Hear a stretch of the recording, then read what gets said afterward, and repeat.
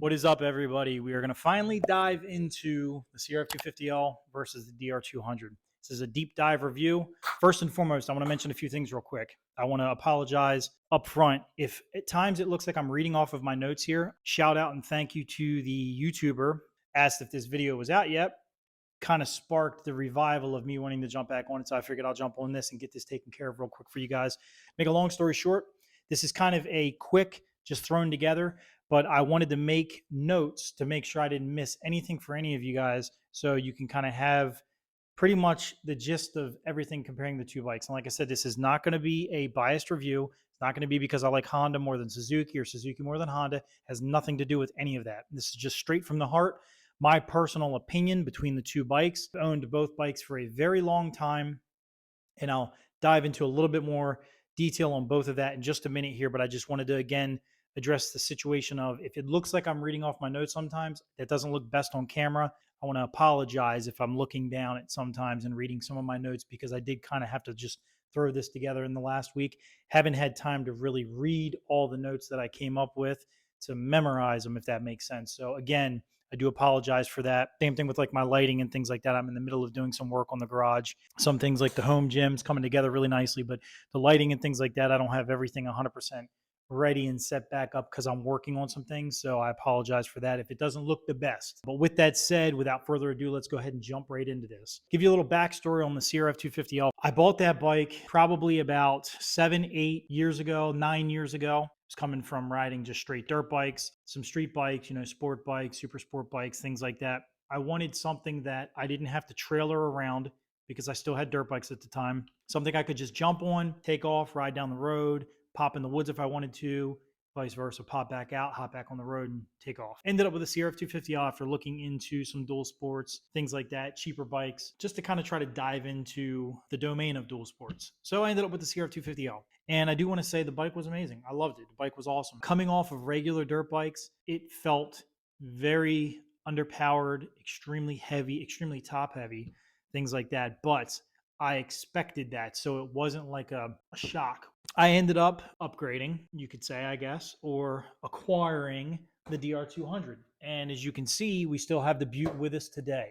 So the CRF250L is no longer with us. I sold that bike right before I bought this house, the year we were selling our previous house. I'll be honest with you, I have no regrets of selling. I don't miss the bike at all. The bike was fantastic. So you keep your expectations low with it and you don't expect it to be a dirt bike, an enduro bike, a motocross bike, anything like that. Hell, this bike's not any of those things. Many people may think when you look at the CRF250L on paper, it looks way ahead of the DR200. When you read everything per paper, specs, EFI, 6 gears, things like that, you just think that, okay, the CRF250L has definitely got to be the much more superior bike. CRF250L on paper does have a little bit more power than the DR200, very minimally. You're talking like 2 horsepower, I think. Not enough to make a difference. And when it comes down to the weight of the two bikes, the DR200 comes out on top because it weighs significantly less. So that 1 to 2 horsepower difference doesn't really make any difference at all, to be honest with you. I've wrenched on both of these bikes for many years as well. I've done maintenance on both of them. I've worked on both the bikes, tore down the head on the CRF250L just to check valve clearance. When I sold it, it had about 12, 13,000 miles. Might have actually been more like 14 or 15,000. I don't remember. Never had any issues with the bike. Great running bike. Very reliable. I will say that, but everybody knows Honda is very reliable. So is Suzuki. So you don't have any problems there. I didn't expect any issues with reliability on that bike. Let's talk about the weight for a minute. CRF250L is roughly 320 pounds. The DR200, roughly 270. That's stock for stock. CRF250L, though, feels significantly heavier. When you come down to a bike, there's not really that much you can do to shave a lot of weight, if that makes sense. At the end of the day, the weight really does play a significant factor when you're riding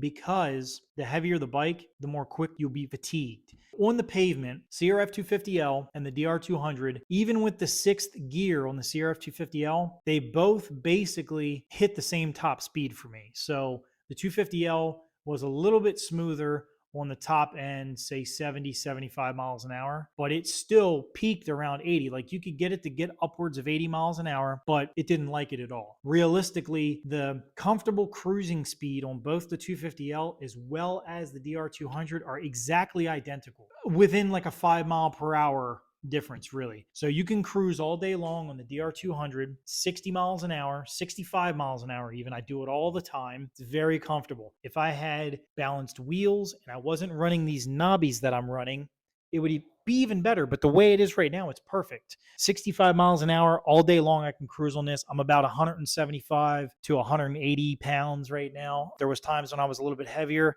Cruise is amazing. The 250L did amazing as well. It cruised fine. You could cruise all day long, 65 to 70 miles an hour, no problem. It was smooth. You could cruise 70 miles an hour to 75. Was really pushing it with the CRF250L. Once you hit the 75 mile an hour mark, you were pushing it. Once you hit the 70 mile an hour mark on this, you're pushing it. Both bikes, 65 is where I would say their comfortable limits are. Maybe 70 for the CRF250L. When you're riding a much heavier bike, okay, and you're trying to do some dual sporting, if you're sticking mainly to the pavement, the comparison between the CRF250L and the DR200 as far as pavement goes, I would personally say, depending on your commute, if you're riding on more of highway style roads, CRF250L is definitely the clear winner there.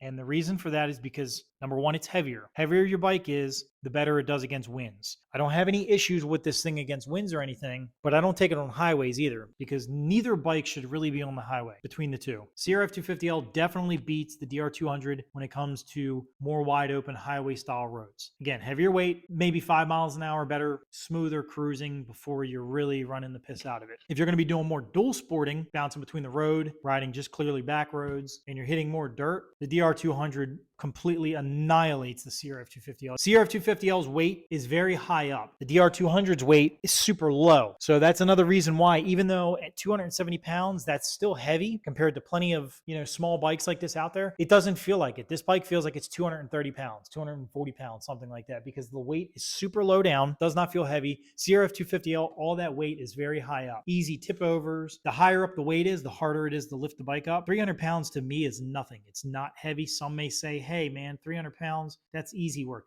I agree with you. 300 pounds is nothing, but you don't have to be strong to lift a bike a couple times to be super fatigued. Being strong has nothing to do with your endurance. You obviously have to be strong enough to lift the bike, but your endurance plays a big role in that, not just strength. You might be able to lift the weight, but can you do it all day long or for a few hours when you're riding the bike? I want to jump into one more quick thing pertaining to the weight, and we're going to move on.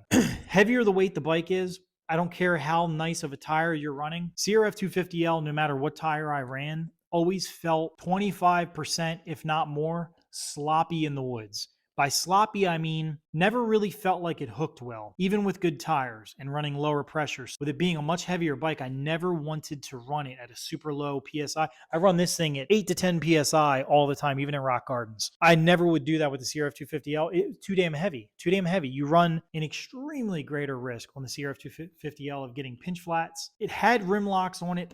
Now that I think about it, I put them on there myself. Neither does this bike, but this bike doesn't need them. The weight also plays a big factor in controllability of the bike when it's off-road, because you can't run a super low pressure. And that weight always just made, anytime you touched anything that was wet or you touched anything that was mud, it became a lead sled, because that bike is so heavy, it just doesn't want to stop and it just wants to slide through everything. That's another downfall. 250L off-road, if I could rate it a 1 out of 10, I'd rate it a 3. So let's go ahead and jump off of the weight now. We're going to jump into the maintenance. The DR200, you can adjust the valves in, you could do them in 20 minutes, no problem. Take it apart, put it back together, 20 minutes and be done. Super, super simple. Just a simple screw and a lock nut setup. Very simple. You basically pop the cover off, set it to TDC, do your thing and you're done. The Honda, you're dealing with shims under the buckets, possibly pulling camshafts out to change the shims and things like that. You have a lot less space. The DR200, it's literally right here in the front. Super, super easy to get to. It really depends on how mechanically inclined you are. So maintenance to me is not a problem. I have no problem touching and working on my bikes. I do all the maintenance on my 350 and everything as well. Not everybody is as mechanically inclined. I'm not saying that you can't do it, but you can definitely learn how to do it if you want to take the time to learn how to do it. But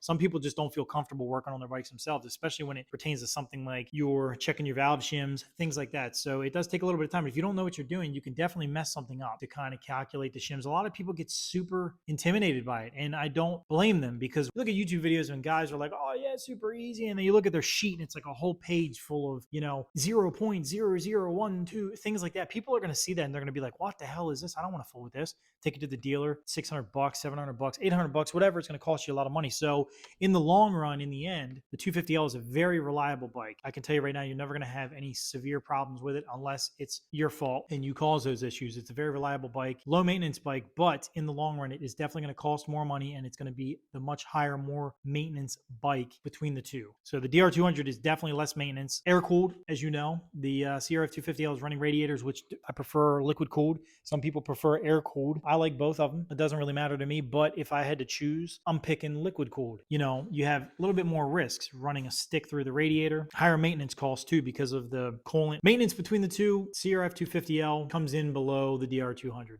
And then there is the next topic I want to jump into. Now, this is just stock for stock. So the DR200, I have never modified anything on this bike yet. My CRF250L, I had an aftermarket tank. I had a lot done to it. And I'm not going to get into what I actually had done to the Honda, have an aftermarket exhaust, all of that stuff. None of that on the DR200. And the stock Honda CRF250L, I think, has a 2.1 gallon tank. Honda built a heavy bike with a 2.1 gallon tank. 100 miles, you're going to want to start keeping in mind, you do have a fuel gauge. This does not have a fuel gauge. That's another thing. I prefer a fuel gauge on a bike that I'm riding on the street. I know that all day long, I'll get upwards of 300 miles to a full tank on this DR200. So I just set my trip meter to what it is. And when I hit about 200 miles, I stop at a gas station and fill it up. On the Honda, about 100 miles is where you'd want to start thinking, because I never like to run my bikes out. So I don't know exactly how many miles you could get on the Honda. I do know that with the oversized tank, I was able to get 300, maybe 320, but I think that was a 3.7 gallon or 4.1 gallon. It was something large. It was larger than what the DR is right now. Honda made a heavy bike, small fuel tank. If a big fuel tank is your main thing because you like to ride and not have to deal with fueling up as often, the DR200 is definitely the clear winner there. You can get an aftermarket tank for most any bike. They're very expensive though. That Achirby's tank was like $500, I think. Not cheap whatsoever. Might have been 400. I don't remember clearly, but let's just say it was upwards of $500.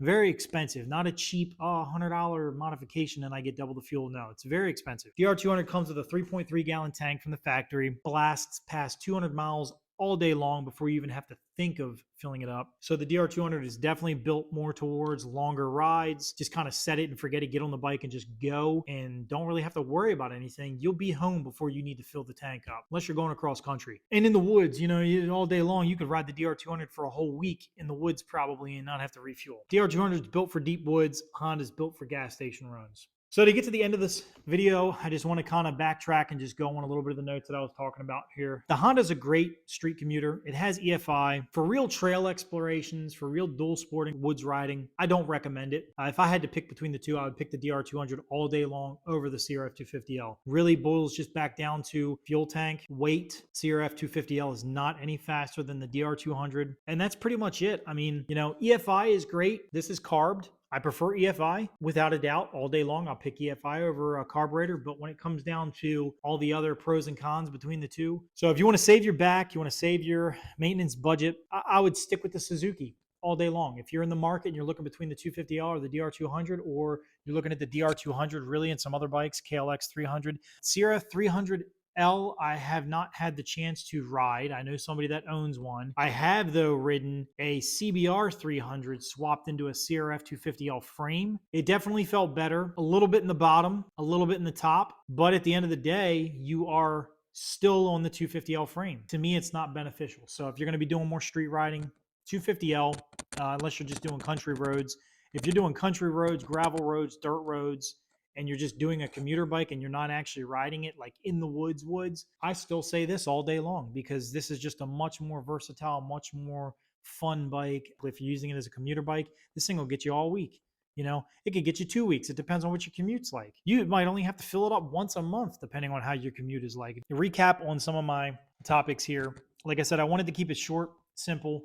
Didn't need to deep dive into things like tires and pegs and grips and handlebars. And I just wanted to go for bike. So the categories we went over were the weight between the bikes. We went through the maintenance between the bikes, fuel capacity between the bikes, street reality really between the bikes, which one's better on the road, which one's better off the road, things like that. So, in the street reality, the Honda wins. In the fuel capacity, the DR200 wins hands down. The maintenance, the DR200 wins hands down. The Honda is super reliable. Again, don't take me saying the maintenance is lesser on the DR200 as that is the Honda is less reliable, because it's not. They're both just as reliable. The Honda is an extremely reliable bike. Keep the valves in check, change your oil regularly, and clean your air filters. People don't do that. People go over on their oil. They go way over on their air filter. Clean oil, clean air filter, change your oil filters. That is all you need to do to keep these bikes running tip-top shape. When you run these things low on oil, when you run these things on super old oil, it loses its viscosity. You might as well be running the shit with no oil. And then you're running it with a dirty air filter, you're choking it out, or it's sucking in particulate. That is what destroys a bike, any bike. The weight and the confidence between the weight from the bike, DR200 wins hands down all day long without a shadow of a doubt. Feels much lower weight. You drop the bike, you pick it up, feels like you're picking up a dirt bike. You drop the Honda and you're in a muddy situation. It's real top heavy. It feels like you're lifting up a chunk of lead. It's awkward because you can't pick it up like you do a regular dirt bike. You're trying to pick it up like you would a motorcycle off-road. And you can't really do that because you're in the mud, you're in the dirt, you're on the side of a hill. This thing falls over. I can literally grab the handlebar and pick it up with one hand. This thing falls over. I can pick it up right with the handlebars. CRF250L, you're not really going to do that. I've done it. You can do it. It's not comfortable. It feels extremely awkward. So you're having to pick it up like you would a street bike that you laid over. Street bikes, you don't lay over and pick them up with the handlebars. Weight and the confidence between the two bikes, DR200 wins hands down. You want a bike that you're going to feel real comfortable on. A topic that I missed, seat height. The seat height on this bike is super low compared to the Honda. Confidence building bike right here. You can be a veteran rider that's ridden your whole life, that's raced your whole life. You can hop on this bike as long as you keep your expectations low and don't expect it to have the power that this thing does. You're going to be like, holy shit, you ride this bike for a day. It's amazing. It's awesome. It's fun. It's great. 250L, same thing until you touch the dirt and you try to ride it like you're going to want to ride an off-road bike. Touch the dirt with this thing. You can ride this like you ride an off-road bike. Feels great. Hooks up clean, hooks up great. I never have any issues where this thing feels like it's a lead sled. Hit the mud, it stops. Drum brake in the rear, disc in the front. That drum in the rear is amazing. The Honda had a disc in the front, disc in the rear. The brakes on the Honda, absolute garbage. I've never ridden a Honda that had good brakes. Brakes were absolutely terrible. You know, the Honda is a great commuter. The Suzuki is a real dual sport exploring bike. Hopefully I didn't miss anything. If I did miss anything, you know, please do leave me a comment down in the comments section and we can discuss this further. If there's anything else you want to see, let me know. I will be more than happy to go ahead and make another video pertaining to anything else specific. I do have a video that's coming out on this bike here particularly with some of my tips and tricks in maintenance, inspections, and things like that that I think you should go over. So everybody, now I got to ask the question. Are you team mountain goat or are you team red pig? Make sure you go ahead and like, subscribe, share, smash that notifications bell so you know when I upload the next video that comes out. I appreciate everybody watching. Thank you. Venture Zach is out. Peace.